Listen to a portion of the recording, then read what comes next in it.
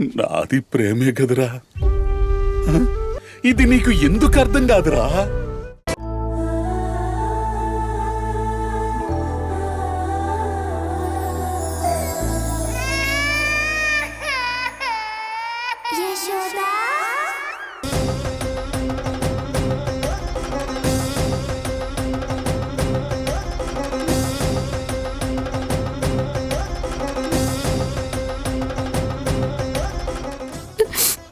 నేనైనా కూడా ఇప్పుడు నా జీవితం ఇలా అయినందుకు బాధపడట్లేదు. పాపం పసి పిల్లమ్మ అది. నా పాప తల్లి ప్రేమకి దూరంగా ఎక్కడో పెరుగుతోంది. రేపొద్దున్న నాలాంటి కష్టాలే నా బిడ్డకి ఎక్కడ వస్తాయోనని భయంతో నీ దగ్గరికి వచ్చాను.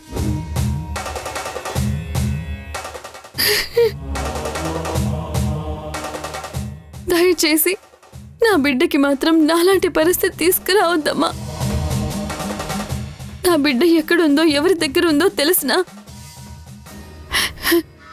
నా బిడ్డ దగ్గరికి వెళ్ళి ప్రేమని పంచలేక నేను నరకం అనుభవిస్తున్నానమ్మా. భగవంతుణ్ణి నిందించటం ఆపి జీవితంలో ఎలా బ్రతకాలో నేర్చుకో. ప్రతి మనిషికి కష్టాల కడలి అనేది ఒకటి ఉంటుంది. నీ బిడ్డని నిన్ను దూరంగా ఉంచి ఆ భగవంతుడు ఆనందిస్తున్నాడని నువ్వనుకుంటున్నావేమో. ఆయన ఏం చేసినా అంతా లోక కళ్యాణం కోసమే. నువ్వు కష్టాలకు వెన్ను చూపేదానివే అయ్యుంటే ఆ అమ్మవారు నీకు అన్ని కష్టాలు పెట్టేదే కాదు. ఆ అమ్మకి తెలుసు నువ్వేం సాధించగలవో. నీతో లోక కళ్యాణం ఎలా జరిపించాలో తెలుసు. ఎదురెళ్ళమ్మా, సమస్యలకి పరిష్కారం వెతుకు. అమ్మవారు నీకు అప్పగించిన పనేంటో తెలుసుకో. నీ కన్న బిడ్డను నీ దగ్గరికి తెచ్చుకో. నువ్వు మనసిచ్చిన వాడిని మనువాడు. అప్పటి వరకు అలుపెరుగని పోరాటం చెయ్యి. హర హర మహాదేవ శంభో శంకర, హర హర మహాదేవ శంభో శంకర, హర హర మహాదేవ శంభో శంకర.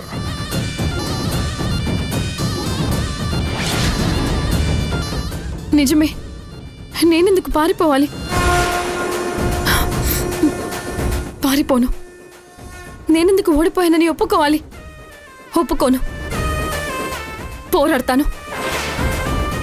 నా కోసం కాకపోయినా నా పాప కోసం పోరాడతాను.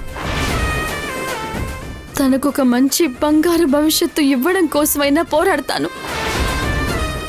ఊర్మిళ లాంటి రాక్షసి చేతిలో నా బిడ్డ ఎట్టి పరిస్థితుల్లోనూ పెరగకూడదు. ఆ రాక్షసి దగ్గర పెరిగితే నా బిడ్డకు కూడా అలాంటి బుద్ధులే వచ్చే అవకాశం ఉంది. అందుకే అమ్మా, ఎలా అయినా సరే సాధిస్తాను. నా బిడ్డని నేను దక్కించుకుంటాను. నా ప్రేమని కూడా గెలిపించుకొని తీరుతాను.